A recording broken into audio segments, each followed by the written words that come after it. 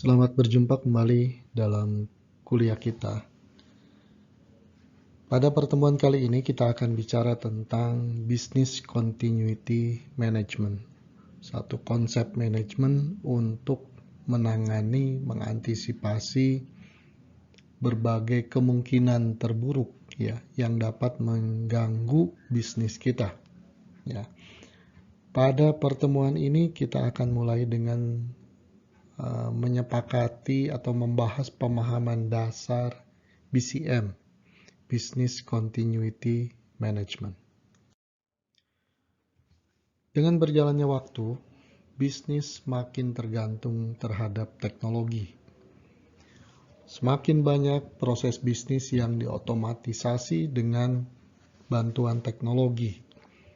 Pada awalnya, teknologi hanya digunakan sebagai alat atau perangkat untuk mempercepat jalannya flow bisnis, flow layanan yang selama ini sudah terjadi, sehingga menjadi layanan yang lebih cepat, lebih akurat, dan sebagainya. Pengambilan keputusan biasanya masih dilakukan oleh manusia. Namun, sejak paling tidak sekitar 10 tahun terakhir, pengambilan keputusan sudah mulai juga diserahkan pada teknologi, paling tidak pengambilan keputusan dalam kategori yang tidak sangat kritikal. Teknologi AI, Big Data Analitik sangat menunjang untuk membantu mengambil keputusan secara otomatis. Baik, fokus saya hanya ingin menyadarkan bahwa ketergantungan bisnis terhadap teknologi semakin tinggi, sehingga ada dua akibat atau dampak. Dampak positif adalah bisnis semakin efisien karena semua berjalan secara teratur, konsisten dengan bantuan teknologi. Di lain pihak, ada dampak negatif, katakanlah begitu, di mana bisnis menjadi sangat tergantung pada keberadaan teknologi pendukungnya. Ketika teknologi tersebut terganggu karena gangguan apapun, maka bisnis bisa terhenti. Itu intinya yang harus kita pahami. Ya. Pada gambar ini kita bisa lihat ya berbagai bencana besar yang mungkin bisa mengancam bisnis sampai menghentikan bisnis.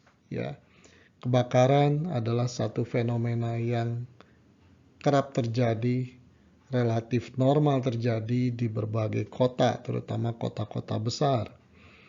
Belakangan 10-15 tahun terakhir, tsunami menjadi atau dirasakan lebih sering terjadi. Ya, beberapa tsunami skala besar terjadi dan itu menghancurkan atau mengganggu berbagai infrastruktur yang pada akhirnya berdampak pada bisnis. Ya. Longsor dengan kekuatan yang besar, dampak yang besar juga kerap terjadi. Ya, bisa dibayangkan keadaan seperti ini akan berdampak seperti apa jika terjadi secara masif di satu kota. Kemudian, kita memasuki satu era baru menghadapi ancaman yang bukan pertama kali terjadi, tapi terakhir terjadi secara masif itu cukup lama, kurang lebih 100 tahun yang lalu.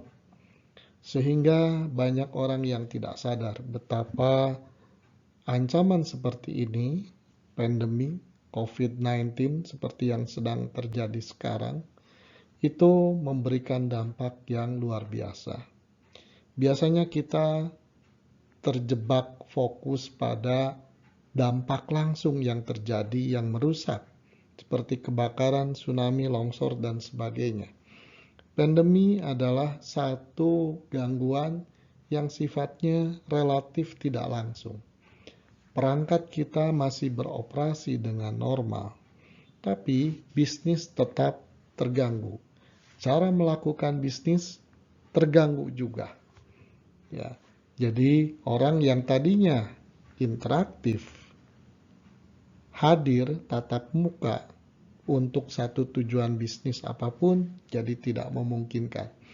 Ya, saya kira saya tidak ingin membahas masalah-masalahnya setiap bencana, setiap ancaman, tapi yang penting adalah sekali lagi menyadarkan bahwa hal-hal seperti ini dan masih banyak yang lainnya dapat menjadi sesuatu yang mengganggu bisnis kita atau menghentikan bisnis kita.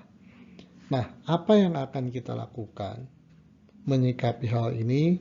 Tentunya kita tidak bisa menunggu itu terjadi. Begitu terjadi, lalu kita berembuk, memikirkan, membicarakan apa yang harus kita lakukan. Akan terlalu terlambat, ya. Dan kita semua tidak fokus ketika terjadi bencana. Fokusnya lebih pada keselamatan masing-masing. Ya, mari kita lanjut dengan solusi yang bisa kita ambil ya untuk mengatasi hal seperti ini.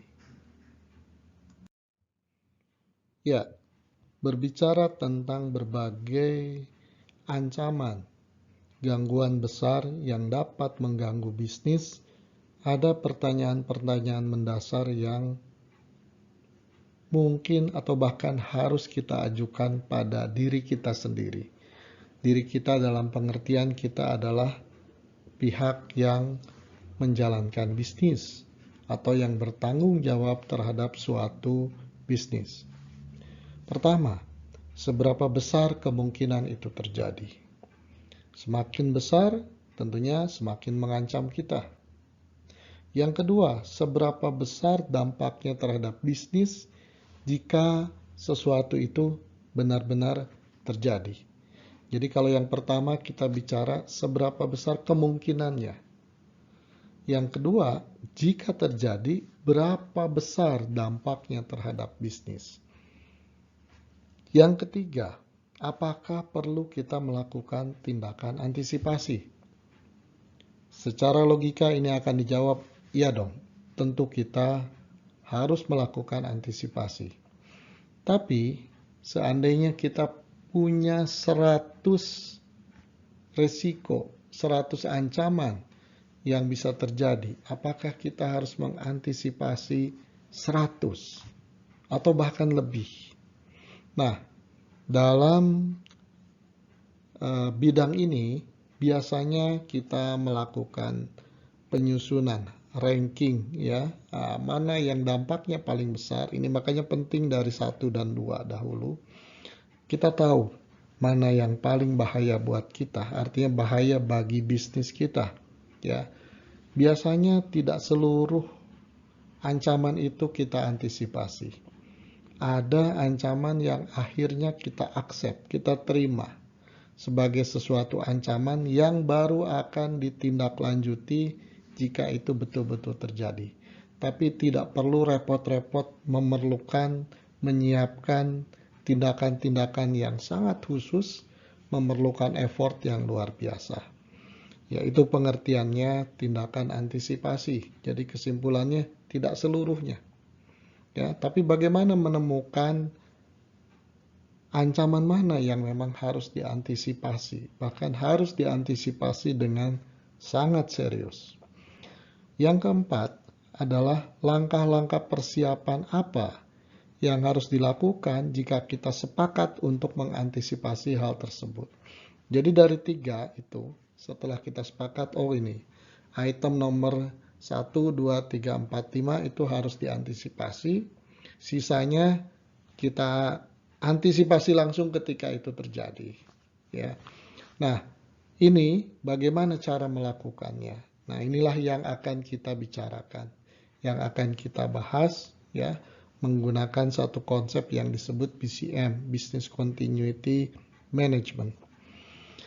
Ya, itu menjawab yang kelima sekaligus, ya. Jadi BCM yang tadi saya sebutkan itu adalah bukan konsep yang bebas dalam pengertian siapapun bisa melakukan tanpa pengalaman, tanpa knowledge yang cukup.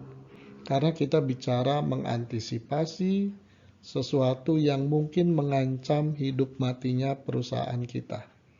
Oleh karena itu, berkembang berbagai standar, referensi formal yang bisa kita jadikan pilihan. Ada baiknya kita memahami ini karena itu adalah satu konsep yang sudah proven dan disempurnakan terus. Sehingga kalau kita mengacu ke sumber tersebut, kemungkinan kita akan mempunyai konsep penyelesaian yang lebih baik, lebih terjamin. Ya, gambar ini memperlihatkan pertanyaan-pertanyaan mendasar yang tadi sudah kita bahas.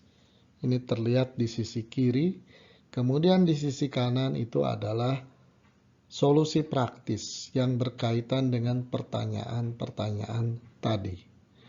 Jadi berkaitan dengan pertanyaan pertama dan kedua, ya, seberapa mungkin itu terjadi dan seberapa besar dampaknya kalau itu terjadi. Ya, ini biasanya ditangani dengan sebuah pendekatan yang disebut business impact analysis. Jadi ada sebuah konsep yang tinggal dieksekusi.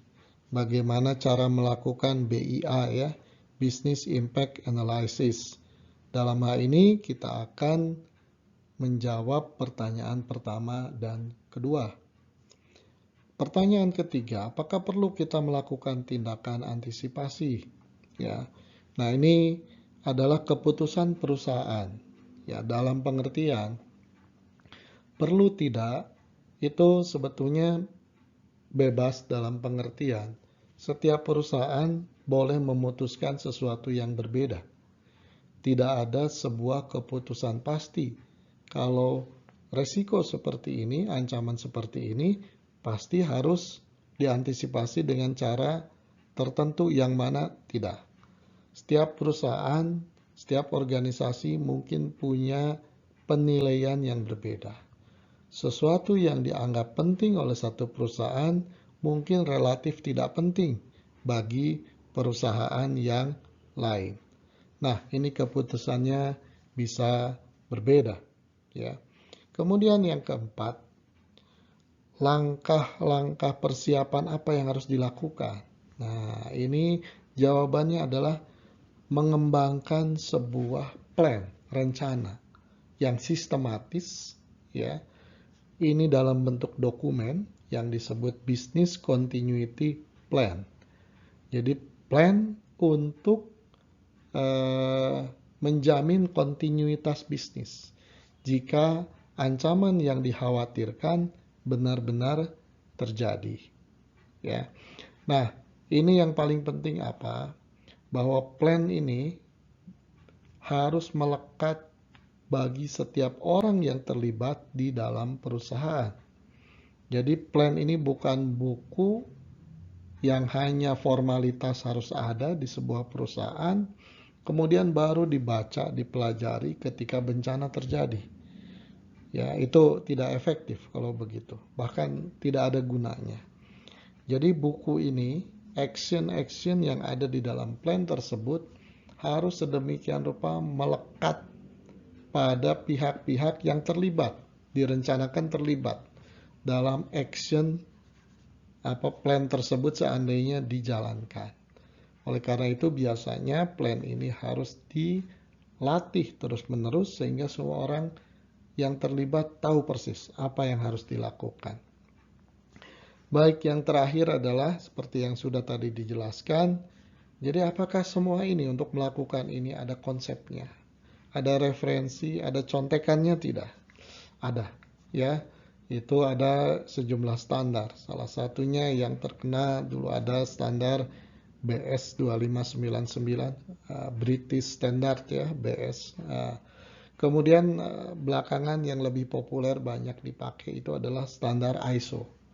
Ya, tapi intinya sama, menjelaskan tentang konsep konsep BCM seperti apa, ya, sehingga semua perusahaan yang ingin membangun BCM, BCP tinggal merefer ke konsep tersebut dan melakukan berbagai penyesuaian dengan kondisi perusahaan.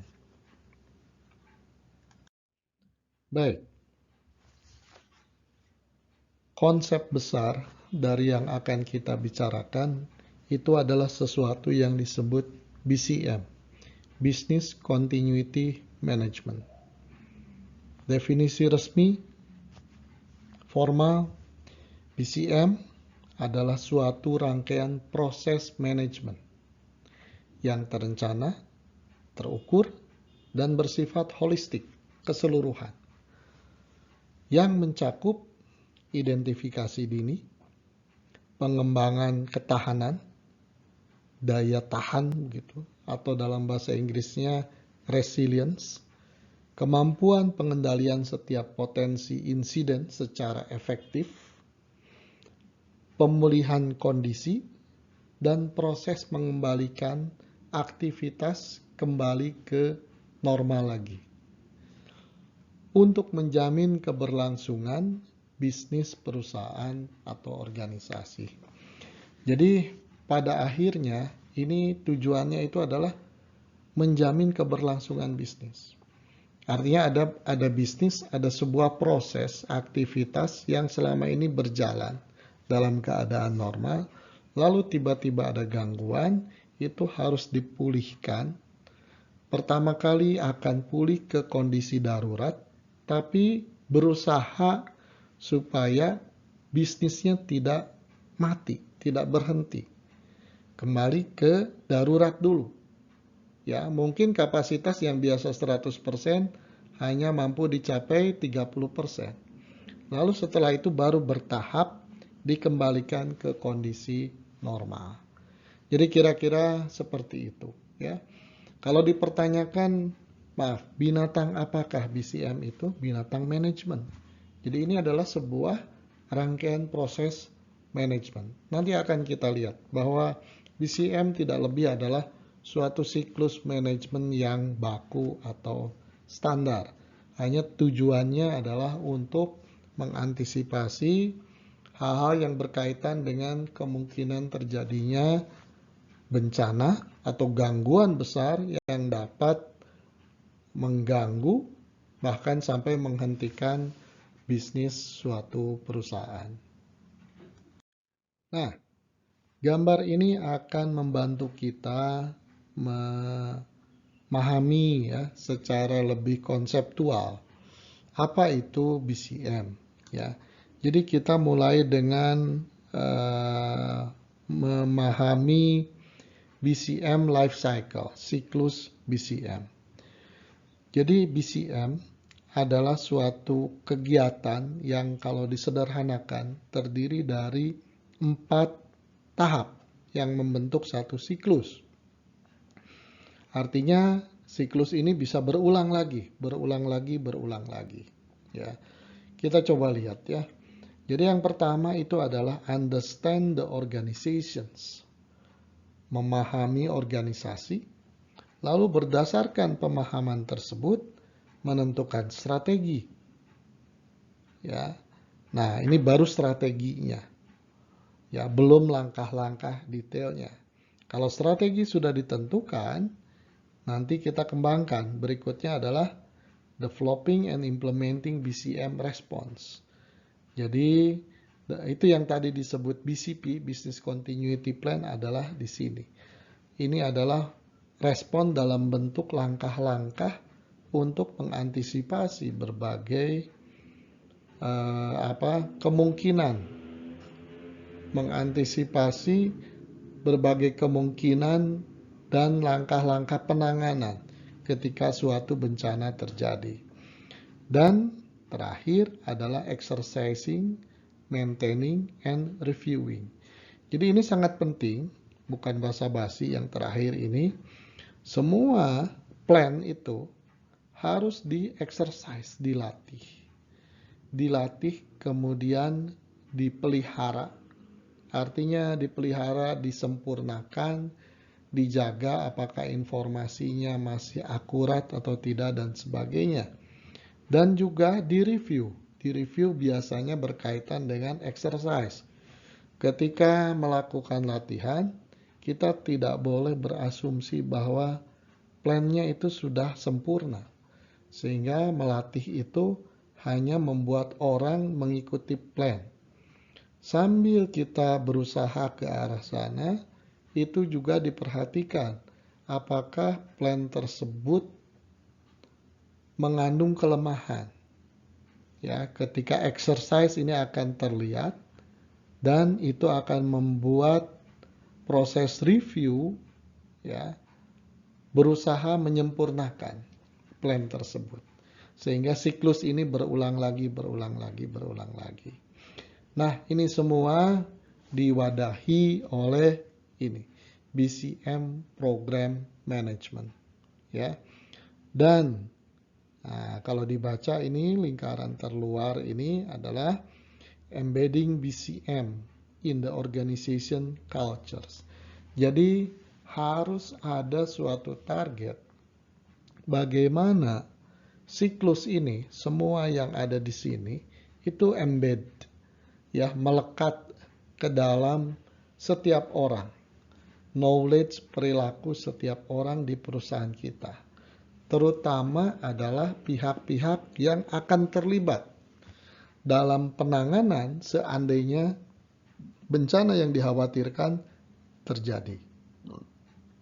Ya, dengan cara bagaimana membuat itu melekat sebagai kultur dengan cara sering melakukan exercise. Karena kita tidak mungkin membuat orang jadi hafal. Itu tidak cukup bahkan, kalaupun bisa hafal. Jadi yang harus dilakukan adalah semua memahami dan bisa melakukan secara otomatis dengan benar apa yang harus dilakukan tanpa berpikir lagi. Itu hanya bisa dicapai dengan seringnya exercise. Dengan demikian, nah itu pengertian sebagai culture, melekat sebagai culture itu bisa tercapai. Baik, seluruh kegiatan ini konkretnya ada 2 produk ya, yaitu satu incident management plan, satu lagi business continuity plan.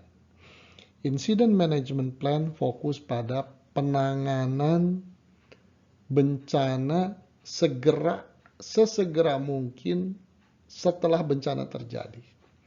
Jadi katakanlah terjadi kebakaran, begitu ada yang menyadari bahwa kebakaran terjadi, maka incident management plan itu mulai berjalan, mulai dilakukan.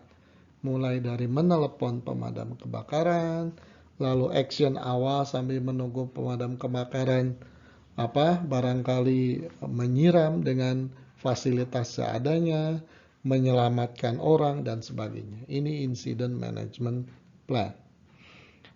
Tidak berfokus pada bisnisnya, tapi lebih ke melihat keadaan, menjaga keadaan, terutama menyelamatkan nyawa jika ada nyawa yang terancam.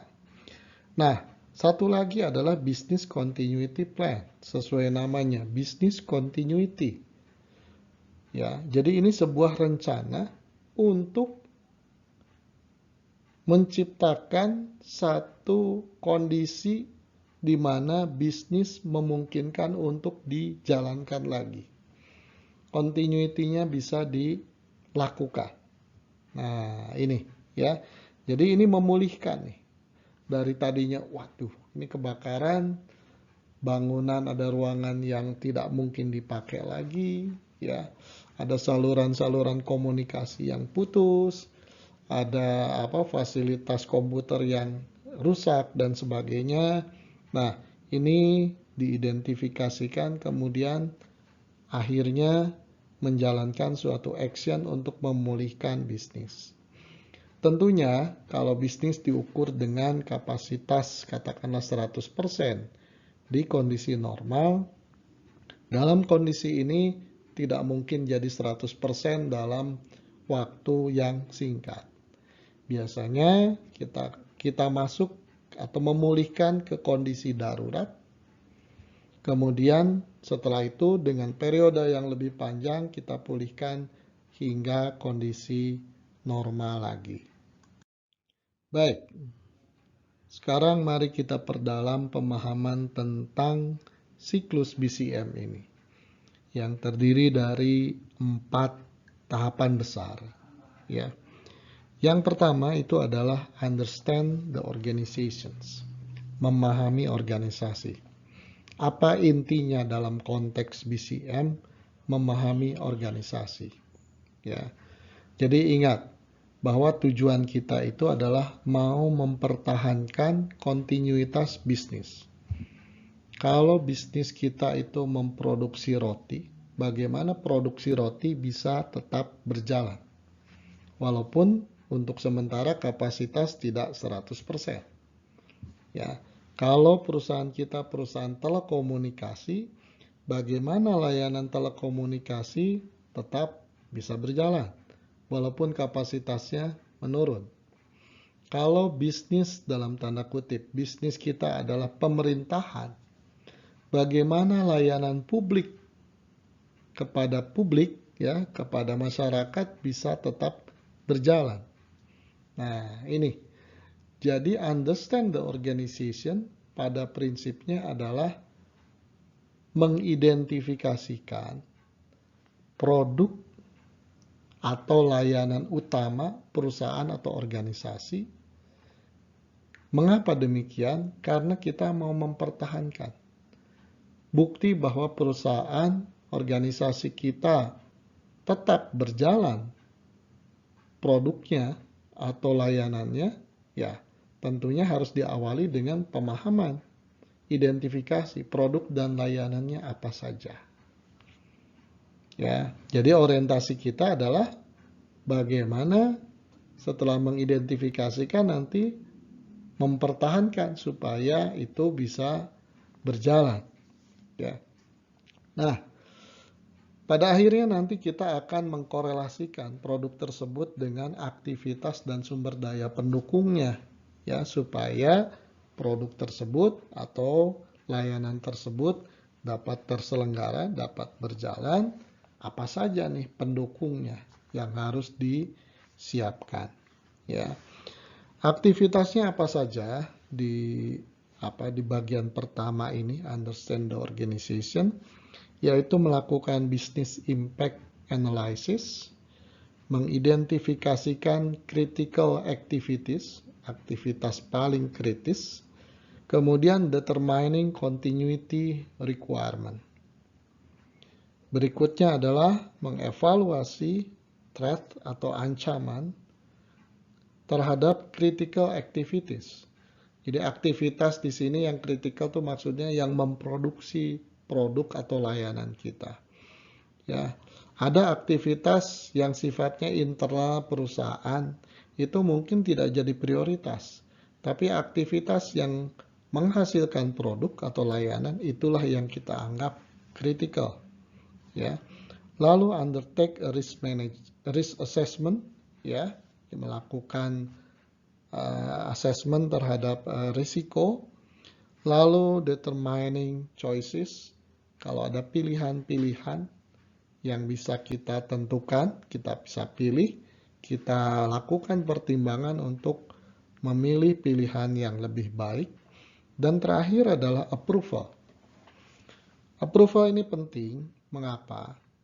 Karena kita akan masuk dalam situasi di mana sumber daya kita terbatas. Apa yang dimaksud sumber daya kita terbatas? Ya, dalam keadaan normal, katakanlah kita punya 100 pegawai. Dalam keadaan darurat, ada yang cedera masuk rumah sakit 10 orang. Ya, bahkan ada yang meninggal sekian orang. Dan sebagainya. Sehingga sumber daya manusia kita jadi berkurang. Sumber daya ruangan, sumber daya perangkat juga banyak yang rusak, hilang, atau terganggu. Nah, sehingga operasi itu tidak akan memungkinkan jadi normal. Ada opsi-opsi tadi, determine choice, ya. Nah, ini oleh karena itu ini perlu di-approve oleh pihak tertentu yang relatif strategis dalam posisi perusahaan, ya. Nah, bapak atau ibu itulah nanti yang akan melakukan approval. Jadi formalitas di dalam perusahaan itu tetap berjalan. Mekanisme otorisasi, approval itu tetap berjalan juga. Tapi tidak seperti dalam keadaan normal. Jadi kalau misalnya ada action yang harus dilakukan, misalnya saja karena kabel banyak yang terbakar, kita harus membeli kabel baru. Kalau dalam keadaan normal kan itu ada proses pengadaan, ya, pengadaan barang yang ada SOP-nya yang tidak pendek barangkali. Nah, tentunya di dalam situasi seperti ini itu tidak hilang, tapi harus jauh lebih ringkas karena keadaannya darurat. Baik, kira-kira begitu ya yang pertama. Nah, kini kita masuk ke tahap kedua dalam siklus yang terdiri dari 4 langkah ini, yaitu determining BCM strategy. Untuk melakukan tahap kedua ini sangat tergantung dari hasil yang diperoleh dari tahap pertama. Tadi tahap pertama sudah kita bahas, yaitu understanding the organization. Apa maknanya? Yaitu kita dapat mengidentifikasikan daftar produk atau layanan yang dimiliki oleh perusahaan atau organisasi kita, dan aktivitas serta sumber daya pendukungnya supaya produk atau layanan tersebut bisa di-deliver kepada customer atau pihak-pihak yang memerlukan. Berdasarkan pemahaman tersebut, maka langkah kedua, determining BCM strategy, adalah menentukan strategi.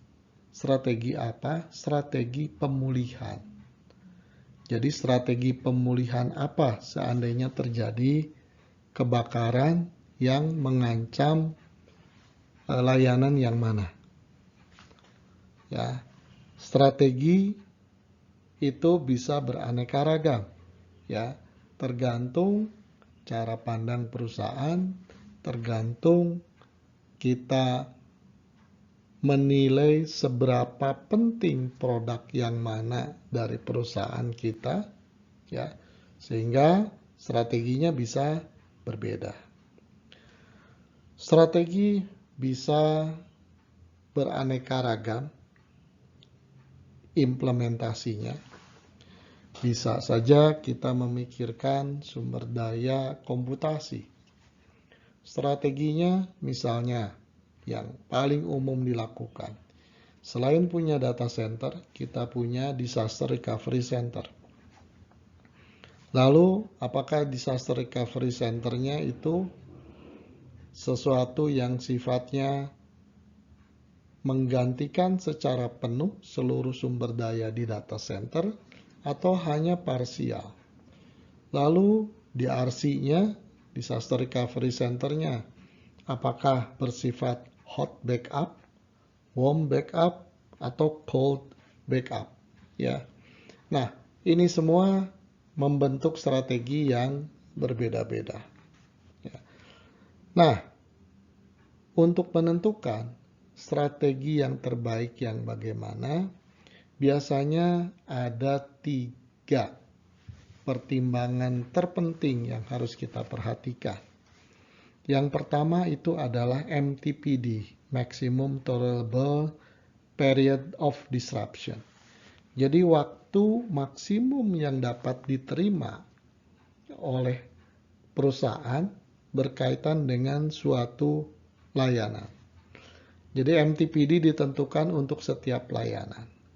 Layanan pertama misalnya, MTPD-nya yang bisa diterima itu adalah 8 jam. Apa maksudnya 8 jam? Ya, entah bagaimana strateginya, maka layanan tersebut harus pulih selambat-lambatnya 8 jam. Apakah pulihnya jadi 100% kapasitas atau tidak? Nah, ini tidak ditentukan. Dan biasanya tidak 100%. Ya. Layanan yang lain barangkali, kalau yang ini 24 jam boleh. Kalau yang ini bahkan harus 4 jam kalau bisa. Dan seterusnya. Ya. Yang kedua adalah cost. Biaya untuk implementasi strategi tersebut. Semakin pendek MTPD-nya, biasanya cost-nya semakin tinggi. Nah, kita harus mencari pilihan terbaik ya, antara parameter MTPD dan parameter cost ini. Satu lagi adalah consequences of inactions. Ya. Jadi, ketika dalam situasi terjadinya bencana, ada situasi-situasi di mana ada banyak hal yang dalam keadaan normal mudah dilakukan. Sebuah action mudah dilakukan, tapi dalam keadaan situasi darurat itu menjadi tidak mudah dilakukan. Jadi kita harus memperhitungkan itu sehingga berdasarkan 3 parameter utama ini ya, kita tentukan strategi terbaiknya bagaimana. Produk atau layanan yang akan kita pulihkan hanya bisa berjalan kalau didukung oleh sumber daya. Oleh karena itu, ketika kita memikirkan strategi, maka kita harus memikirkan juga maknanya adalah memulihkan sumber daya pendukungnya. Walaupun dari segi kapasitas sumber daya mungkin tidak 100%. Ya, baik, sumber daya apa saja yang biasanya selalu dianggap penting, ya. Yang pertama adalah people. Mungkin perlu orang untuk mengoperasikan, mengawasi dan sebagainya. Bahkan tidak sekedar orang, siapapun orangnya, tapi orang dengan kompetensi tertentu. Bisa seperti itu. Ya, itu yang pertama. Yang kedua adalah premises, ya, atau tempat di mana aktivitas akan dilakukan atau sumber daya lain akan disimpan. Misalnya ruangan untuk menyimpan komputer, mengoperasikan komputer. Ya. Yang ketiga adalah teknologi. Ada perangkat teknologi apa saja yang menjadi kunci sumber daya. Kalau tidak tersedia, maka proses layanan tidak dapat dilakukan. Yang keempat, walaupun ini bentuknya abstrak, tidak fisik, yaitu informations. Bayangkan people ada, premises ada, teknologinya siap, artinya servernya bisa dipulihkan lagi, tapi datanya hilang. Nah, ini akan menjadi sesuatu yang sia-sia. Bahkan, di antara sekian banyak sumber daya ini, information sering dikatakan sesuatu yang paling penting. Kenapa? People hanya masalah waktu. Bisa dicari. Ya, tinggal ada kondisi di mana dicari dengan cepat atau lama mencarinya. Premises teknologi sama. Pada akhirnya bisa disiapkan. Information, ketika itu hilang dalam pengertian sebenar-benarnya hilang, ya, tidak ada backupnya, maka sudah tidak bisa dipulihkan lagi. Ya, yang berikutnya adalah supplies. Ya, hal-hal yang lain, ya, pendukung dari ini, ya, supplies misalnya bahan bakar untuk genset, ya. Nah, ini bagaimana solar disiapkan supaya suplainya lancar, begitu ya. Lalu stakeholders, ya, pihak-pihak yang sifatnya berkepentingan di dalam strategi pemulihan, ya. Karena ada keputusan-keputusan strategi yang melibatkan stakeholders di level-level tertentu. Ya. Yang berikutnya mungkin civil emergencies. Ya, jadi penanganan darurat yang sifatnya ini ya untuk civil engineering, teknis bangunan. Nah, dan mungkin ada yang lain di luar ini ya, tapi itu contoh sejumlah sumber daya utama yang selalu harus dipikirkan untuk mendukung supaya sebuah aktivitas bisa berjalan. Aktivitas untuk mendukung operasional bisnis dalam situasi darurat. Ya. Nah, ini masing-masing ini sumber daya ini kita harus taksir. Ya, ini kapasitas minimalnya berapa. Sekali lagi, kita jangan bermimpi kapasitasnya harus 100%. 100% itu artinya seperti kapasitas dalam keadaan normal. Kita tidak mentargetkan kapasitas normal. Tapi yang penting layanan tertentu jangan sampai hilang 100% atau tidak dapat beroperasi 100%. Ya, kita memasuki tahap yang ketiga. Developing and implementing a response, ya. Jadi kita mengembangkan dan mengimplementasikan respons. Respons apa yang dimaksud di sini adalah respons terhadap bencana yang terjadi. Action, tindakan apa yang harus kita lakukan terhadap bencana yang terjadi. Atau lebih eksplisitnya, ini adalah pembuatan plan atau dokumen plan yang berisi urutan langkah yang harus kita lakukan mengantisipasi bencana yang terjadi, mengimplementasikan strategi yang sudah kita tentukan di tahap kedua. Karena strategi itu hanya strategi global ya, belum sampai pada urutan actionnya, urutan langkahnya.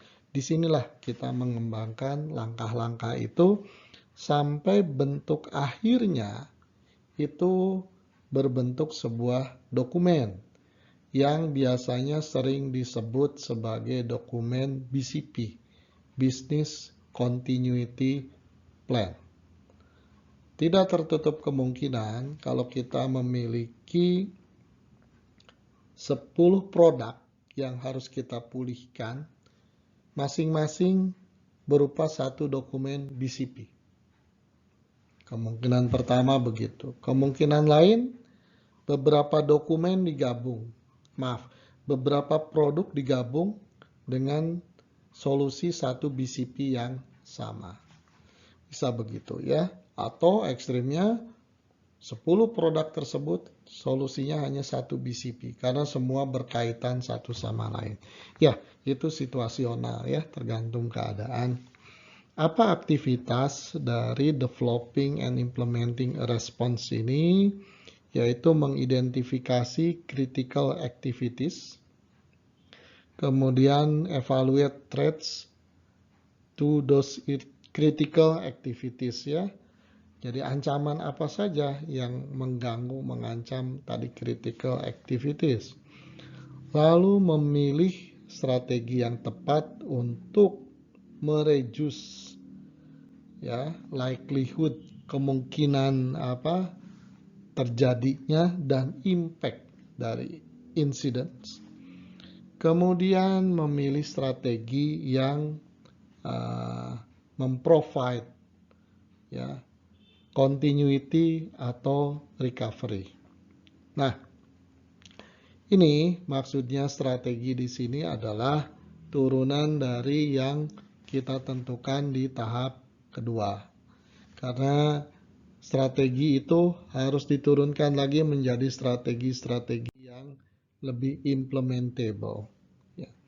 Kemudian yang berikutnya adalah small organization may have a single plan. Jadi tadi ini sudah saya bahas ya.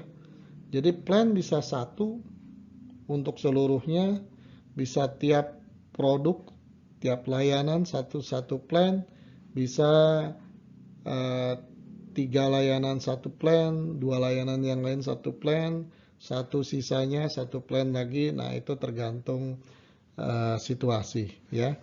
Nah, ini seperti yang sudah saya ingatkan di awal bahwa secara umum ada 2 plan yang harus kita siapkan di sini. Yang pertama adalah IMP, Incident Management Plan. Yang kedua itu adalah BCP, Business Continuity Plan. Ya. Nah, IMP lebih fokus pada plan untuk pemulihan, penyelamatan, penanganan secara umum setiap terjadi bencana tertentu. Jadi kalau kebakaran biasanya apa yang dilakukan? Kalau banjir biasanya apa yang dilakukan? Ya, dan seterusnya, termasuk di dalamnya adalah penyelamatan nyawa, penyelamatan bangunan, aset, dan sebagainya. Tidak fokus ke pemulihan bisnis, pemulihan layanan bisnis. Nah, jadi IMP biasanya dieksekusi duluan, setelah itu BCP, satu lagi.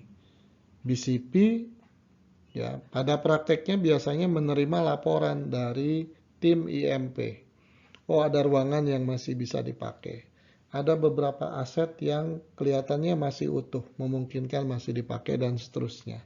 Nah, ini BCP mengidentifikasikan itu semua, kemudian memikirkan bagaimana supaya layanan itu bisa pulih lagi. Ya, sekali lagi tidak harus menjadi kapasitas normal. Baik, gambar ini akan membantu kita memahami bagaimana proses-proses yang berkaitan dengan penanganan bencana dipandang dari urutan waktu. Tolong perhatikan gambar ini. Panah yang ini memperlihatkan perjalanan waktu. Ya. Nah, jadi di sini adalah keadaan normal, tidak ada gangguan, semua berjalan secara normal. Lalu insiden mulai terjadi di titik ini. Di titik ini terjadi insiden atau sesaat sebelum ini. Ya, ini waktunya biasanya pendek nih. Antara incidents dengan incidents respon, hampir satu titik yang sama. Jadi insiden yang dimaksud di sini katakanlah gempa bumi, kebakaran dan sebagainya. Ya, ada jeda yang sependek-pendeknya, ya, sehingga ada yang memahami bahwa insiden terjadi, mengetahui, mulailah mengeksekusi satu aktivitas berkaitan dengan insiden tersebut. Nah, yang pertama dilakukan adalah incident response. Incident response sebetulnya atau pada dasarnya tidak dilakukan secara bebas. Tiap orang berkreasi, silahkanlah apa yang mau dilakukan untuk membantu. Nah, mengapa atau apa maksudnya tidak dilakukan secara bebas? Karena kita sudah memiliki dokumen Incident Management Plan. Jadi semua melakukan action berdasarkan Incident Management Plan. Memang bukan berarti ada SOP yang sangat ketat. Nomor 1, nomor 2, nomor 3 dan semua orang hafal, tidak. Tapi paling tidak plot besar dari penanganan itu sudah ada dalam Incident Management Plan. Ya. Jadi makanya ini penting latihan. Ketika insiden terjadi, nah semua tahu, oh ini kita akan mengeksekusi Incident Management Plan untuk kebakaran. Semua orang sudah tahu apa yang harus dilakukan. Mulai dari misalnya ada sekelompok orang yang di dalam Incident Management Plan tugasnya itu adalah membantu orang-orang dari posisi lantai di ketinggian turun ke lantai bawah tanpa menggunakan lift. Ya, maka orang-orang tersebut sudah tidak perlu saling menunjuk lagi. Langsung beraksi, mempersilahkan, mengatur orang-orang menjaga supaya tidak panik dan sebagainya. Ya, itu incident management plan. Incident management plan ketika sudah berjalan sampai tahap tertentu, mungkin sudah mulai pada situasi aman, artinya bangunan tidak ada yang roboh lagi, ya, atau misalnya kalau kebakaran api sudah padam semua dan sebagainya. Tapi incident management plan belum tuntas, belum sampai di sini. Nah, sampai di tengah-tengah ya. Nah, ini boleh memberikan isyarat kepada tim BCP, Business Continuity. Ya, silakan Anda mulai bekerja. Ruangan yang ini aman, ada sekian orang yang bisa diberdayakan, perangkat-perangkat di sini masih aman, yang di sini rusak dan sebagainya. Nah, BCP yang bekerja, ya, ini juga tetap bekerja. Tim IMP. IMP fokusnya pada bagaimana memulihkan bangunan, bagaimana menyelamatkan orang dan sebagainya, ya. Sementara BCP fokusnya pada bagaimana mengidentifikasikan sumber daya yang masih bisa dipakai, termasuk sumber daya manusia, dan memikirkan memulihkan layanan, supaya layanannya bisa jalan lagi. Sekali lagi, layanan tidak harus menjadi kapasitas 100%. Ya. Nah, BCP sama, bekerja berdasarkan plan yang sudah ada. Tentunya biasanya plan itu tidak bisa dipakai 100%. Ada situasi di lapangan yang tidak sesuai dengan plan. Yang sesuai tetap dipakai, plot besar tetap mengikuti plan. Gitu ya, business continuity plan. Lalu, katakanlah business continuity plan sudah mulai berjalan, kemudian ya sampai tahap tertentu ya ternyata proses recovery sudah bisa dilakukan. Jadi yang ketiga ini fokusnya beda, orientasinya beda.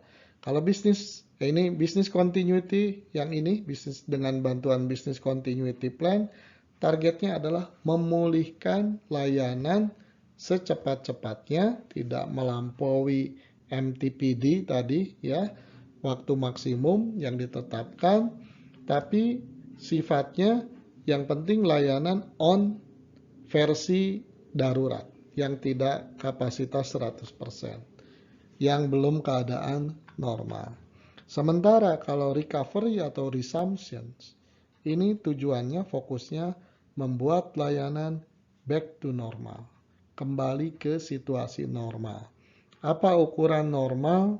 Ya, kapasitasnya 100%. Sederhananya seperti itu. Ini mungkin memerlukan waktu sampai beberapa bulan. Ini bisa beberapa hari, begitu ya. Yang ini lebih pendek lagi, beberapa jam. Ya, kira-kira seperti itu. Jadi dengan skema ini, pertama, bisnis bisa pulih secepat-cepatnya walau tidak ke kapasitas normal, tapi untuk jangka yang lebih panjang, tetap perusahaan harus berusaha membuat bisnis kembali ke status normal lagi. Ya, bisa dibayangkan strategi untuk mencapai ini kan begitu banyak. Makanya tadi ada tahap 2, menentukan strateginya. Baik, kita masih di tahap 3. Jadi ini hanya menekankan kembali bahwa output dari tahap 3 itu sebetulnya ada plan yang detail. Harus detail ya, supaya tidak membingungkan, tidak boleh multi-interpretasi, semua orang clear. Siapa harus melakukan apa. Ya. Saya ingatkan lagi bahwa ada 2 produk atau dokumen, ya, 2 jenis tepatnya. Dokumennya bisa banyak, tapi 2 jenis dokumen. Yang satu adalah dokumen IMP, Incident Management Plan, ya, menangani situasi kebencanaan, termasuk menyelamatkan nyawa manusia, itu menjadi prioritas paling tinggi, ya. Lalu yang kedua itu adalah business continuity plan, ya, untuk memulihkan layanan-layanan bisnis ya atau produk kita.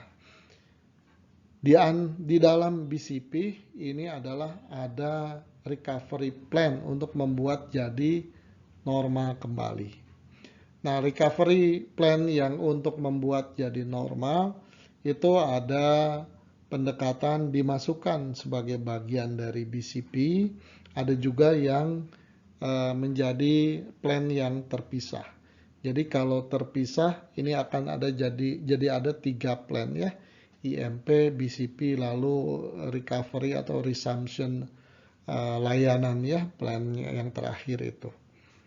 Kurang lebih seperti itu. Baik, yang tahap keempat itu kalau dibaca adalah exercising, maintaining, and reviewing. Satu hal yang umum di dalam siklus manajemen bahwa di akhir kita harus meyakinkan apa yang direncanakan, apa yang dibuat, itu semua memenuhi kriteria kualitas, evaluasi, dan sebagainya. Ya, tampaknya ini sederhana, exercising, maintaining, and reviewing. Sangat common ya prosesnya. Tapi saya ingin mengingatkan, ingin memberikan penekanan bahwa dalam konteks BCM, exercising, maintaining, and reviewing menjadi sangat kritikal, menjadi sangat penting. Targetnya tampaknya sederhana. Ya, bentuknya juga relatif sederhana, tidak lebih dari training dan latihan. Sangat sederhana bentuknya. Tapi, nah ini harus dirancang sedemikian rupa supaya setiap orang jadi paham betul esensi dari BCM. Bahkan orang-orang tertentu harus paham betul peran yang menjadi beban yang bersangkutan ketika terjadi bencana.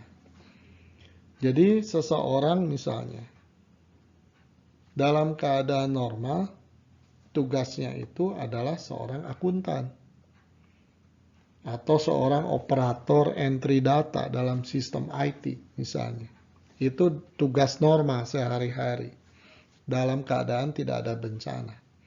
Tapi karena di dalam keadaan di mana terjadi bencana, orang tersebut punya peran yang berbeda, yaitu berperan sebagai tim IMP atau BCP untuk melakukan hal tertentu yang berbeda dengan peran dalam keadaan normal.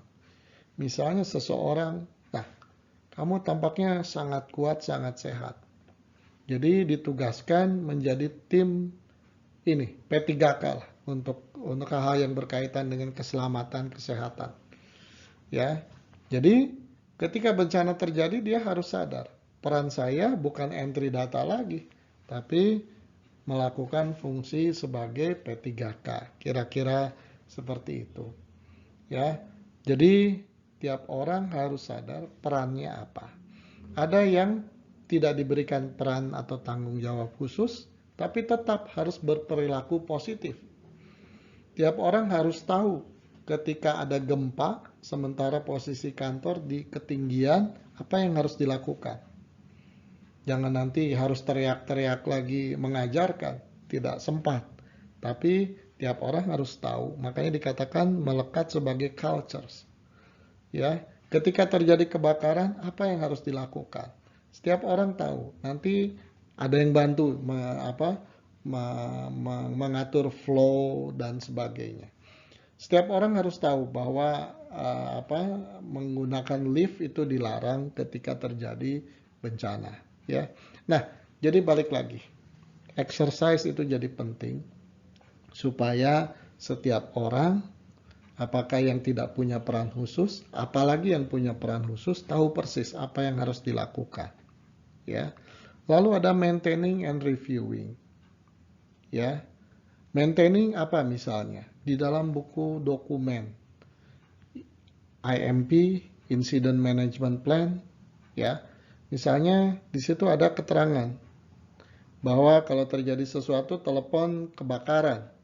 Tidak cukup sampai di situ instruksinya, harus sudah ada tuh nomor telepon kebakaran. Jadi tidak repot-repot lagi mencari nomor kantor penanganan kebakaran, begitu ya. Nah, ini harus di-maintain. Apakah dokumen ini masih benar atau tidak? Nomor telepon ini masih benar atau tidak? Kontak person yang ini masih benar atau tidak? Itu maintaining diantaranya seperti itu. Maintain dokumen, ya. Lalu review. Jadi ketika latihan itu di-review. Ya, apakah efektif tidak menurunkan orang sekaligus? Ya, dari lantai 5 misalnya ke lantai 1. Ya, tanpa memperdulikan jumlahnya. Sekaligus dalam pengertian langsung antri begitu. Atau misalnya lebih efektif 10 orang 10 orang. Ya. Nah, ini akan dilihat dari latihan. Ya. Setelah latihan baru tahu, oh ini yang lebih efektif tuh yang seperti ini. Atau mengganti server misalnya yang rusak. Ya, caranya bagaimana? Setelah dilihat-lihat cara pertama, wah ternyata dugaan kita ini 10 menit, ini 20 menit nggak selesai-selesai. Ya, nah kita harus memikirkan mungkin cara lain. Nah disitulah dari exercise ya kita review. Nah kalau perlu dokumen kita revisi. Lalu berulang lagi dan seterusnya. Nah itulah dengan diulang-ulang akhirnya semua orang jadi paham ya. Jadi BCM itu embed, melekat di perilaku tiap orang, culture tiap orang.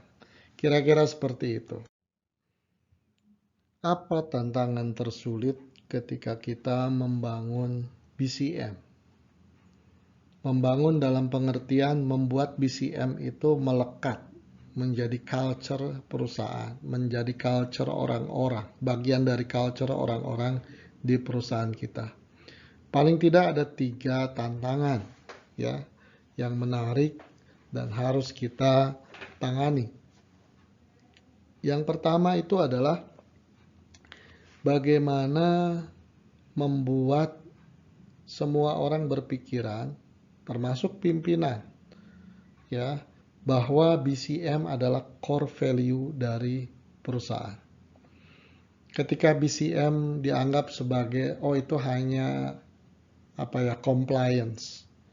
Seluruh bank harus memiliki dokumen BCM. Tapi tidak disadari ya, terutama oleh pimpinannya bahwa itu core value. Nah, ini yang pertama harus tercipta. Ya, pimpinan terutama harus menganggap itu core value. Kalau itu dianggap sebagai core, maka itu akan menjadi prioritas. Menjadi sesuatu yang dianggap penting di perusahaan kita. Itu yang pertama. Yang kedua adalah creating and embedding can be lengthy and difficult process. Ya. Jadi sebelumnya sudah kita bahas bahwa bagaimana menanamkan itu supaya jadi cultures itu adalah dengan cara latihan. Tapi latihan dan training. Tapi bukan seperti training biasa. Yang hanya ayo kita duduk sama-sama. Ada orang yang lebih tahu, lebih pintar mengajarkan. Mengerti tidak? Dah. Kalau sudah mengerti ada ujiannya selesai. Ini nggak cukup ada ujian. Bahkan ujian bisa tidak perlu di sini. Walaupun kerap dilakukan juga. Dalam pengertian tidak perlu itu. Yang lebih penting adalah belajar atau terbiasa mempraktekkan. Ya, jadi dengan latihan, dan latihan. Ya, tidak cukup sekali, tapi berkali-kali, bahkan 3 kali pun tidak cukup. Nah, ini akan memakan waktu yang panjang, yang lama. Ya, tapi tetap harus dijalankan, dilalui. Ya. Kemudian yang terakhir adalah all staff must understand that BCM is a serious issue. Jadi selain menjalani latihan juga harus, atau bahkan ini sebelumnya barangkali ya, harus paham bahwa ini adalah isu yang serius. Kalau tidak ditangani serius, perusahaan kita bisa kolaps. Kalau perusahaan kita kolaps secara bisnis, semua akan kehilangan pekerjaan. Itu yang penting. Atau bisnisnya menurun paling tidak. Ya. Nah, ini yang dirasa jadi penting begitu. Dengan pahamnya bahwa ini adalah isu yang serius, maka semua akan jadi serius menjalaninya. Ya, akan mempercepat, ini akan membantu mempercepat membuat semua ini jadi embed di dalam perusahaan kita, di dalam culture perusahaan kita. Nah, ini menjawab referensi atau standar acuan yang saya pertanyakan di awal pertemuan kita tadi, ya. Apakah ada referensi sumber yang bisa dijadikan acuan, ya? Nah, ada, ya. Awalnya yang terkenal itu adalah BS 25999, ya. BS itu British Standard, ya. Tapi belakangan itu lebih populer yang dijadikan pilihan tuh ISO, ya, tepatnya ISO 22301. Nah, saya kira saya tidak akan membahas ini, ya. Ini hanya di antara dua pilihan populer dan perkembangan dari awal lebih banyak BS yang mengacu gitu ya. Sekarang lebih banyak mengacu pada ISO. Silakan perusahaan bisa memilih salah satu dari ini atau bahkan sesuatu yang lain. Atau mengadopsi dari salah satu kemudian disesuaikan dengan kebutuhan perusahaan, itu juga sesuatu yang umum dilakukan. Ya, halaman ini dan 1-2 halaman berikutnya ini memperlihatkan perbandingan konten BS 25999 dengan ISO 22301, ya. Jadi bisa kita lihat ini dari segi konten dokumennya, ini BS, kemudian ISO, ya. Dapat dikatakan sangat mirip. Sebagian besar yang ada di ISO, ada di BS juga sebaliknya. Walaupun ada beberapa hal yang hanya ada di BS atau hanya ada di ISO. Ya, ini lanjutannya, ya. Untuk bagian ini kelihatan, semua ada padanannya, ya, BS dengan ISO. Dan ini lanjutannya, saya kira bisa kita lihat ya, semuanya ada padanannya. Ya, jadi dengan demikian sebetulnya kita bisa memilih yang manapun kalau ada sebuah alasan mengapa kita harus memilih yang mana, karena yang satu barangkali secara formal lebih murah yang daripada yang lainnya, itu bisa dijadikan pertimbangan. Baik, itu bagian awal dari kuliah kita. Terima kasih atas perhatiannya. Ya, selamat berjumpa kembali dalam kuliah kita. Kali ini kita akan bicara tentang risk analysis dan business impact analysis sebagai bagian dari BCM, ya, Business Continuity Management. Apa hubungan BCM, BCP, dan BIA? BCM adalah suatu siklus proses manajemen yang holistik, yang mencakup identifikasi berbagai ancaman dan dampaknya bagi perusahaan, hingga mempersiapkan respons atau plan atau action untuk mengatasinya, sehingga dapat menyelamatkan reputasi, brand, dan value perusahaan. Jadi kita memahaminya mulai dari BCM. BCM adalah wadah keseluruhan dari BCM, BCP, dan BIA. Ya. BCM adalah sebuah proses manajemen yang holistik. Ya. BCM itu mulai dengan mengidentifikasikan ada ancaman apa yang berpotensi mengganggu jalannya bisnis. Nah, untuk mengidentifikasikan ancaman, ya melihat seberapa mungkin terjadi dampaknya. Nah, BCM menggunakan pendekatan yang disebut BIA, Business Impact Analysis. BIA sudah lama dikenal di lingkungan risk management sebelum ada sesuatu yang dikenal sebagai BCM. Jadi BIA sudah eksis lebih awal. Itu pendekatan umum untuk mengidentifikasikan risk dan melihat dampaknya, analisis dampaknya terhadap bisnis. Nah, ini diadopsi oleh BCM. Pertama kali adalah mengidentifikasikan ancaman.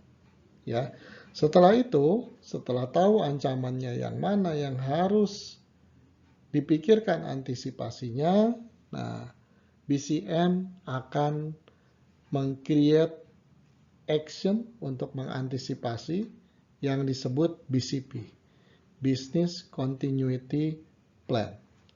Jadi BCP adalah apa? Sebuah plan untuk antisipasi kalau ancaman terjadi. BIA apa? BIA adalah suatu cara metodologi ya, teknik untuk mengidentifikasikan risk, berbagai ancaman, risiko, kemudian mengidentifikasikan seberapa besar dampaknya terhadap bisnis kalau itu betul-betul terjadi. Jadi kalau kita kembali ke gambar yang pernah kita jadikan sebagai acuan pada perbincangan kita sebelumnya, BIA adalah bagian dari proses pertama di dalam siklus.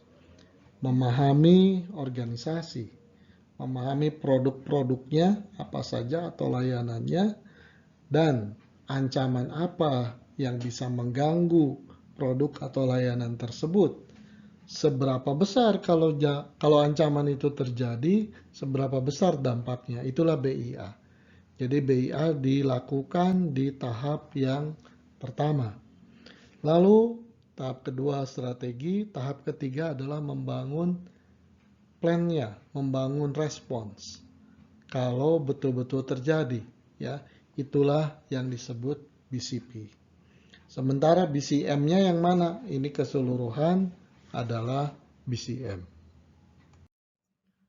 Baik, bagaimana melakukan BIA?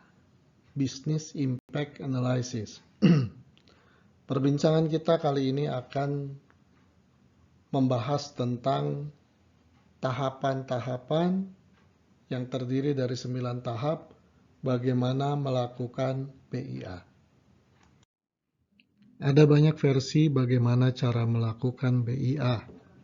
Salah satu versi yang sedang kita lihat membagi step by step cara melakukan BIA tersebut menjadi 9 tahap. Mulai dari tahap pertama menentukan lingkup BIA sampai yang terakhir menentukan RPO untuk suatu critical activities. Tahap pertama adalah menentukan ruang lingkup BIA. Kita mulai dengan membahas ini. Apa yang dimaksud dengan boundary atau batasan di sini? Cara pandang kita adalah daftar produk atau layanan yang dimiliki oleh sebuah perusahaan. Jadi pertanyaannya adalah, apakah kita akan melakukan BIA untuk seluruh layanan dari perusahaan kita atau organisasi kita, atau sejak awal kita sudah melakukan pembatasan, hanya layanan-layanan kategori tertentu yang menjadi fokus kita. Ya, tentunya perusahaan bisa memutuskan apapun dari sudut pandang apapun.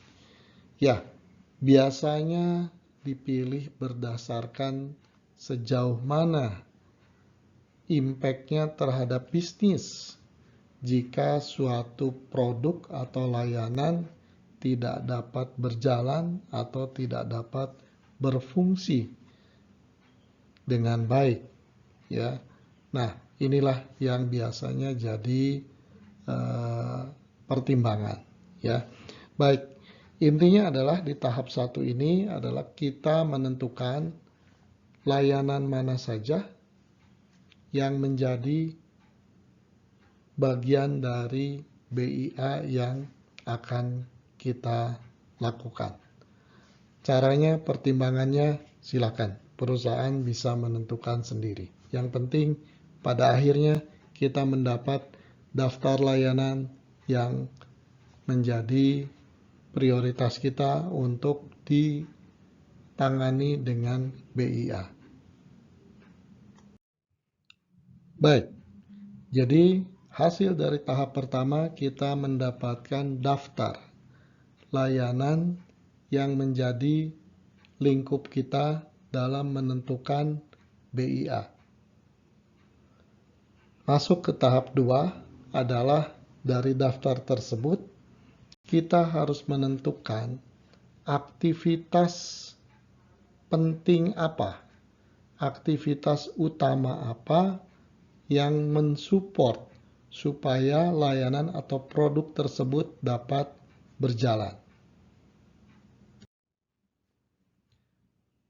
Ya, intinya di sini adalah kita harus mencari daftar aktivitas untuk setiap layanan yang sudah ditentukan di tahap pertama. Jadi kalau tahap pertama kita tentukan katakanlah 5 produk atau layanan, maka di tahap kedua produk pertama itu memiliki aktivitas kunci apa saja, misalnya 4 aktivitas. Nanti layanan kedua ada 6 aktivitas dan seterusnya. Ini yang kita lakukan di tahap kedua. Hasil dari tahap 1 dan 2 dapat kita rangkum dalam sebuah matriks seperti yang sedang kita lihat. Matriks tersebut merupakan kombinasi antara activities dengan produk atau service utama atau key product atau service yang memang sudah kita pilih di tahap pertama. Jadi intinya adalah kita mengidentifikasikan daftar activities dari setiap produk.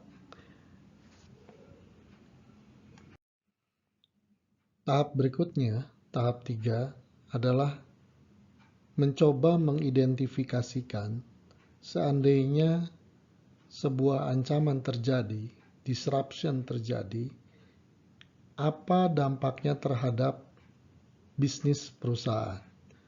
Dalam hal ini akan dilihat dampaknya terhadap aspek finansial dan operasional. Ya, mungkin gambar ini serta penjelasannya bisa memberikan pemahaman yang lebih jelas bagaimana semua itu saling terkait. Jadi katakanlah disruption terjadi, sebuah bencana terjadi, maka yang akan terganggu itu adalah aktivitasnya. Sebuah aktivitas tidak bisa berjalan. Apakah karena asetnya, mesinnya yang rusak, atau manusia tidak bisa bekerja karena sumber daya pendukungnya tidak ada dan sebagainya. Tapi intinya adalah aktivitas terganggu. Kita sudah memiliki hubungan antara aktivitas dan produk atau service. Sehingga dengan mengidentifikasikan aktivitas mana yang terganggu, kita bisa identifikasikan produk mana yang akan terganggu. Ya. Ketika produk terganggu, setiap produk itu kita bisa identifikasikan bagaimana dampaknya terhadap bisnis. Sejauh mana, seberapa besar dampaknya terhadap bisnis. Nah, ini akan direpresentasikan dengan 2 dimensi, yaitu dimensi finansial dan dimensi operasional. Ya, ini adalah contoh di mana activities dapat mempengaruhi atau memberikan dampak finansial. Activities dapat terganggu atau terhenti kegiatannya karena adanya disruptions, gangguan, bencana. Ini sebetulnya akan mengakibatkan produk mana yang terganggu karena activities tersebut terganggu. Nah, produk tersebut akan berdampak pada finansial. Ya, mungkin satu activities berdampak dulu pada sekian banyak produk, kemudian baru ada taksiran secara finansial itu akan berdampak bagaimana. Ya, sehingga kita bisa mengkategorikan ini severity levelnya 0, 1, 2, 3. Ya, di sini ada unsur subjektif memang. Ya, untuk menaksir karena ini sifatnya tidak eksak, ya. Ya, hal yang sama tapi dikaitkan dengan impact terhadap operasional. Jadi dari activities ini sebetulnya berdampak dulu pada produk baru aspek-aspek operasional di sini, ya. Sehingga kita dapat tentukan mana yang besar, mana yang sedang, mana yang rendah, bahkan mana yang tidak berdampak.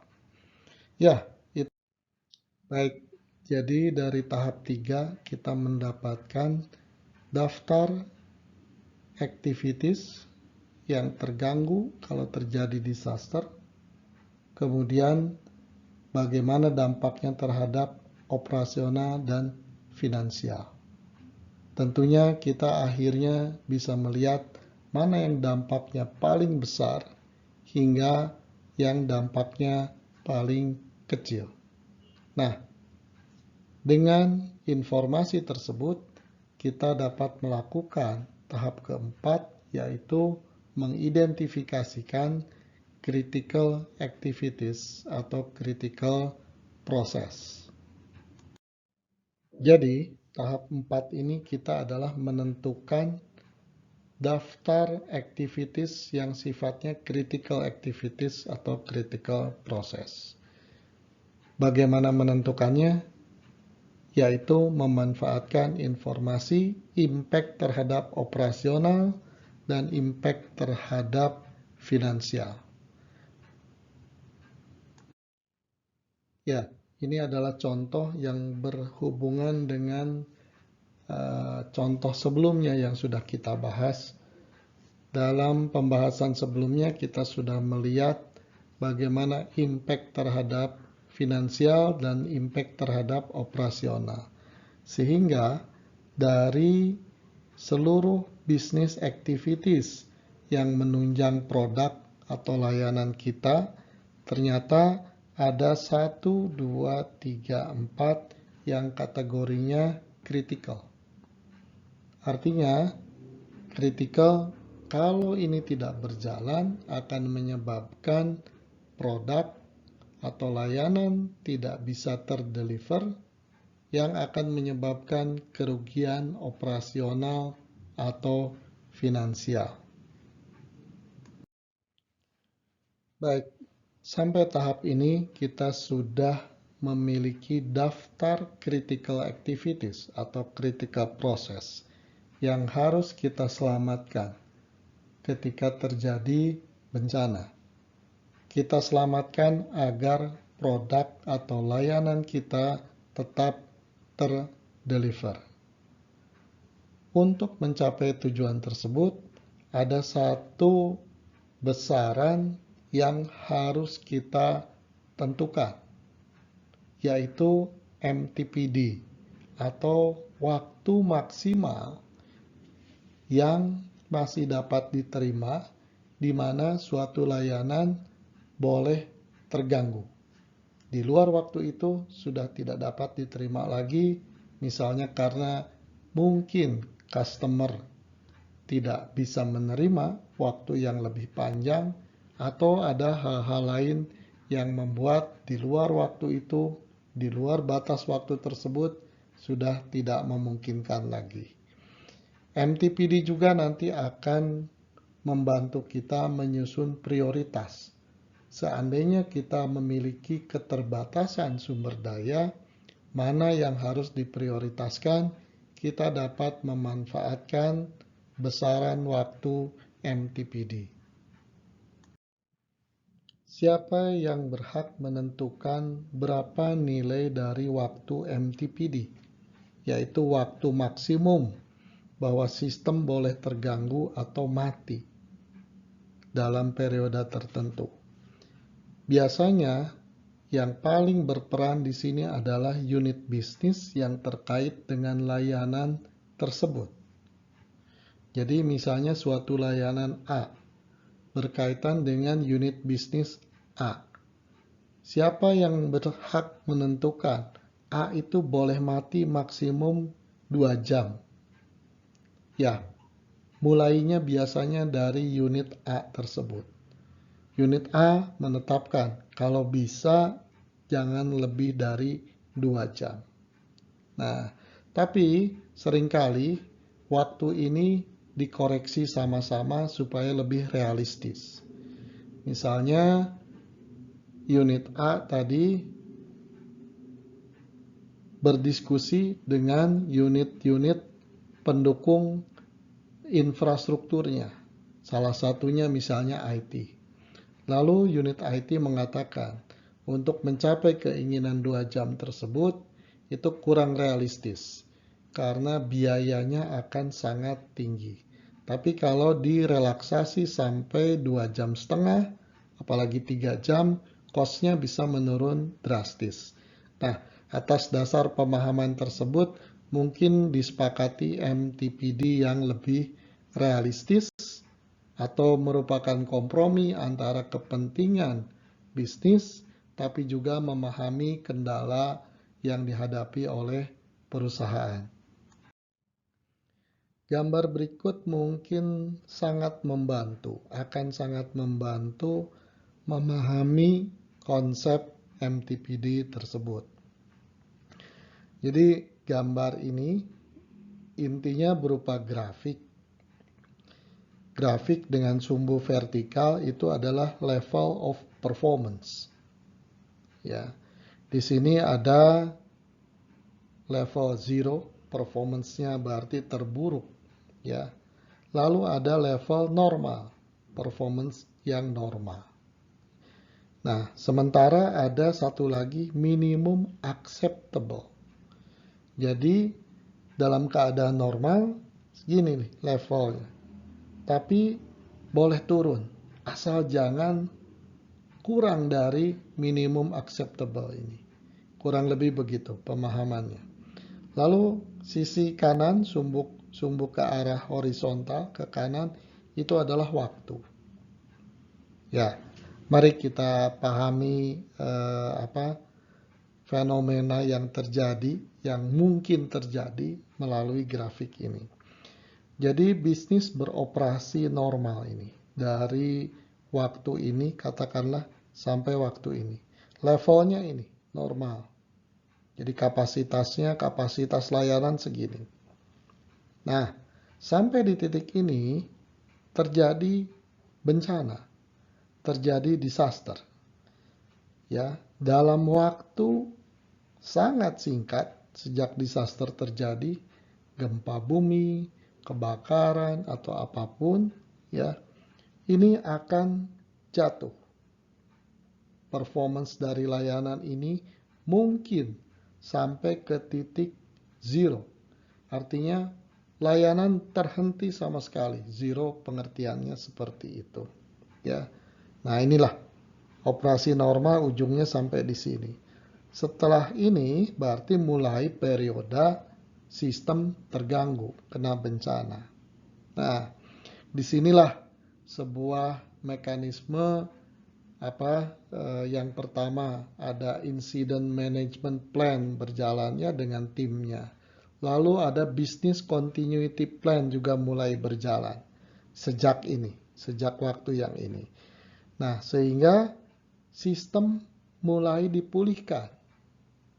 Nah, tapi jangan berharap performance sistem akan kembali ke normal. Ya, ini asumsinya akan selalu sulit kalau kembali ke normal. Lebih sering itu adalah sistem kembali bertahap kembali secara bertahap. Jadi biasanya pada periode pertama sistem diupayakan untuk mencapai minimum acceptable level ke sini. Jadi ini nih, BCP berjalan ini untuk memulihkan sampai level yang ini di sini. Ya, jadi mulai waktu yang ini kinerja sistem itu ada di minimum level ini. Ya, tapi itu sudah relatif baik dalam pengertian sistem tidak berhenti, layanan tidak berhenti. Layanan sudah pulih, tapi tidak bisa atau belum bisa kembali ke tingkat normal. Nah, mulai dari sini sampai sini, ya, sampai waktu yang ini, itu adalah periode recovery, ya, resumption, ya, berusaha mengembalikan ke kondisi yang normal lagi. Nah, ini kira-kira seperti itulah perjalanan waktunya. Ini waktu sejak mulai ada gangguan sampai pemulihan ke level minimum acceptable, ini disebut RTO, Recovery Time Objective. Ya. Nah, nanti mulai dari sini sampai ke pulih lagi ke kondisi normal, itu disebut WRT, ya, Work Recovery Time. Nah, di ujung ini diharapkan sudah kembali normal. MTPD yang dari tadi kita sebut-sebut itu yang mana? Yaitu penjumlahan antara RTO dan WRT di sini. Jadi Maximum Tolerable Period of Disruption. Jadi waktu maksimum yang bisa diterima sehingga customer kita, konsumen kita, user kita merasa, oh ini udah balik lagi normal. Nah, oleh karena itu siapa yang menentukan ini? Orang bisnis, karena orang bisnis lebih paham keinginan customer, asumsinya begitu. Tapi dikoreksi oleh pihak-pihak yang lain di perusahaan. Karena biar bagaimanapun kita harus memperhatikan cost untuk recovery-nya. Kalau terlalu mahal tidak realistis, perusahaan akan rugi, ya.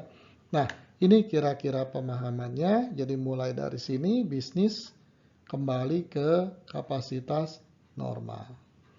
WRT ini biasanya jauh lebih panjang daripada RTO. Jadi ini katakanlah bisa beberapa jam. Ini bisa sampai beberapa minggu atau beberapa bulan untuk mencapai ke kondisi normal. Setelah itu baru operasinya normal lagi. Sistem dideklar tidak dalam kondisi bencana lagi, tapi sudah kembali ke kondisi normal. Ya, ini gambar yang mirip dengan yang tadi. Sebagian yang tadi kita bicarakan ada di sini, ya, yaitu ada RTO, ada WRT, ya, kemudian ada MTD atau MTPD, ya, MTPD ini sama maksudnya. Nah, ini tetap konsisten, ya, MTD atau MTPD ini merupakan penjumlahan dari RTO dan WRT, ya.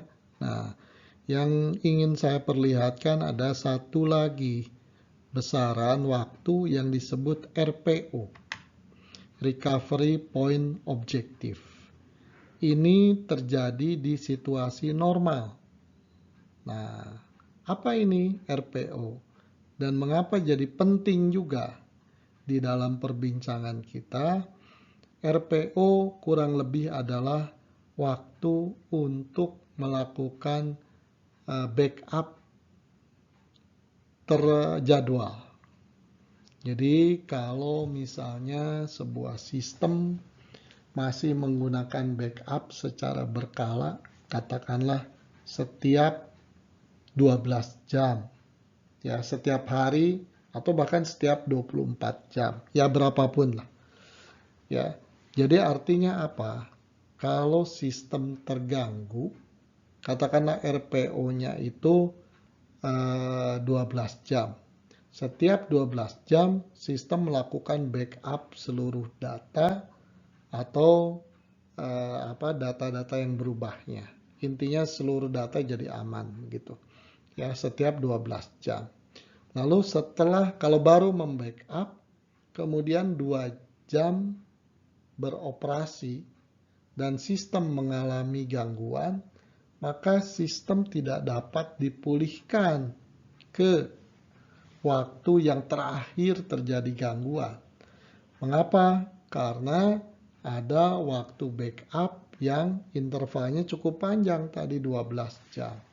Ya, intinya seperti itu. Ya, tentunya sistem yang ideal, sistem sekarang pada umumnya menuju suatu rancangan sistem yang backup itu terjadi real time ya.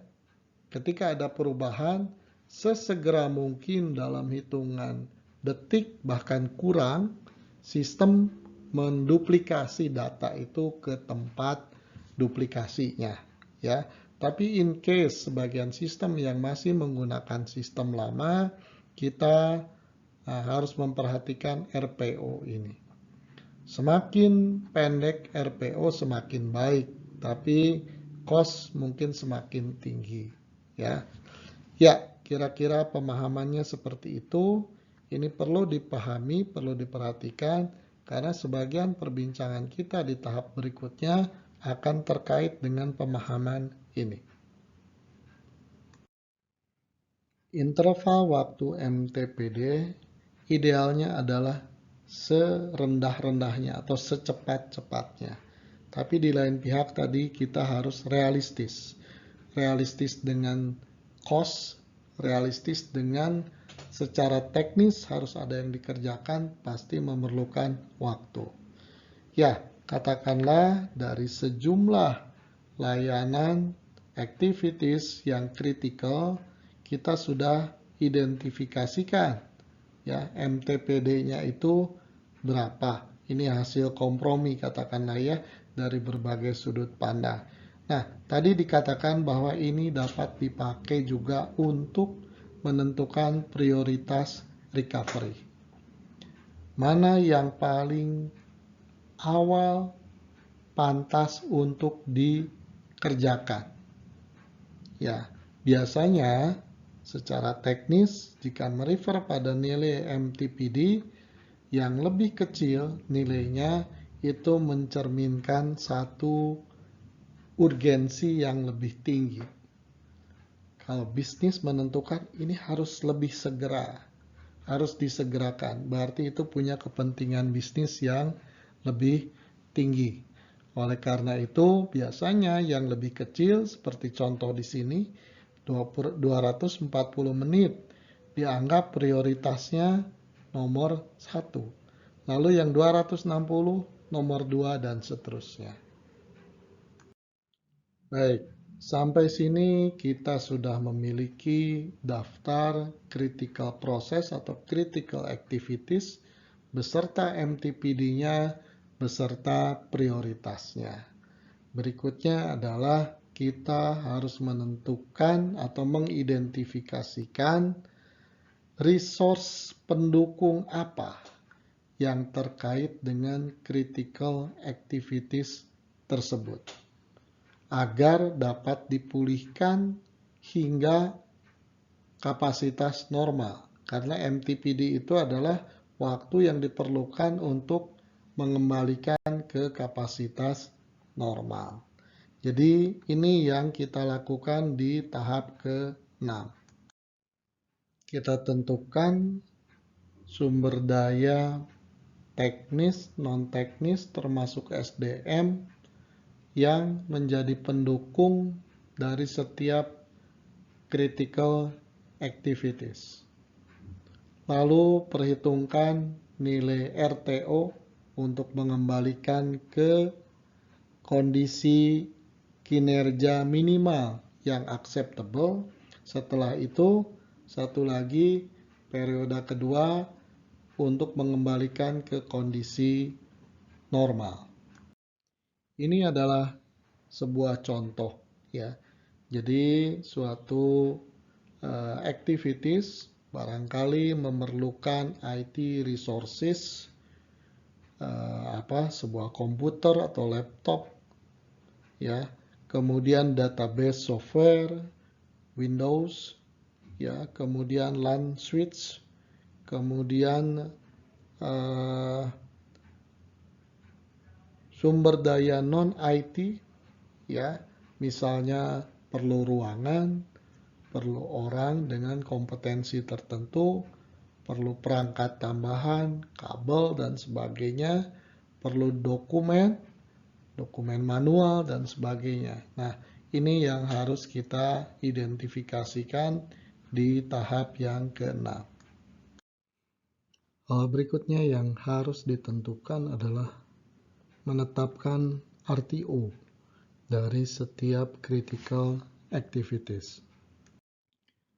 RTO adalah target waktu yang ditentukan sejak terjadinya bencana atau gangguan atau disruptif hingga sistem bisa up kembali walaupun dalam keadaan belum mencapai kondisi normal atau kondisi kapasitas normal.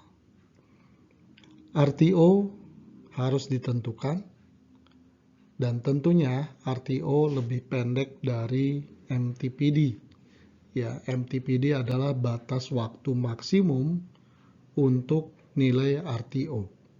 Biasanya RTO lebih pendek dari MTPD tersebut.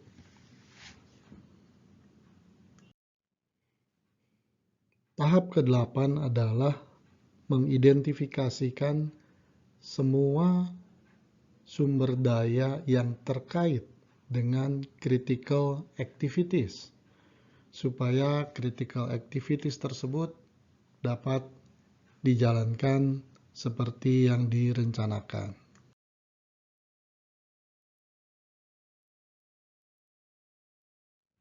Dan tahap paling akhir adalah menentukan RPO untuk critical activities. RPO dapat dipahami dari dua sisi.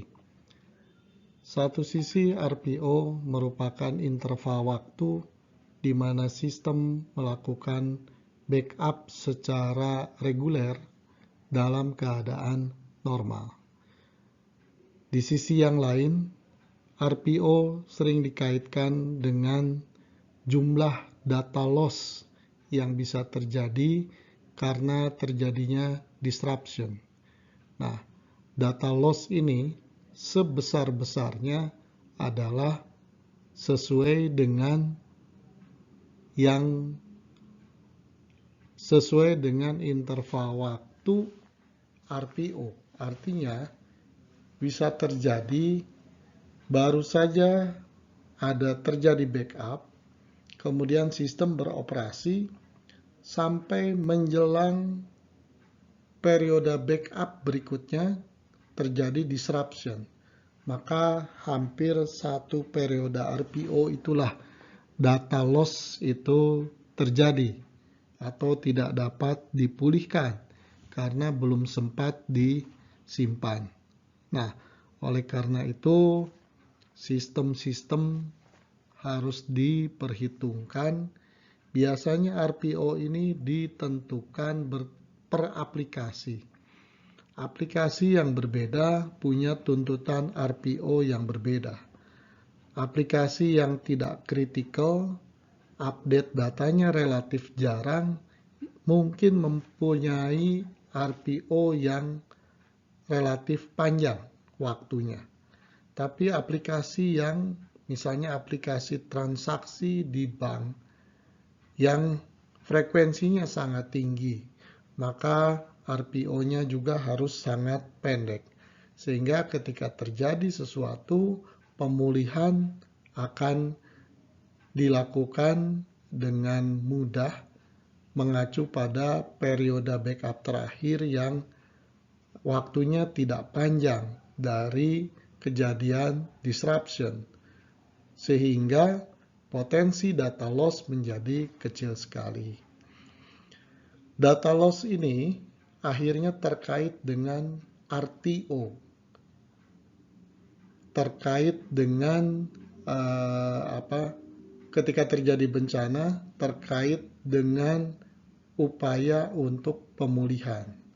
Jadi dalam keadaan normal ada periode backup reguler yang nilainya ditentukan oleh RPO. Kemudian sekali terjadi bencana, maka sistem akan di-recover berdasarkan periode atau waktu backup terakhir. Katakanlah setelah itu masih ada durasi waktu di mana backup belum dilakukan, ya, antara backup terakhir dengan terjadinya disaster.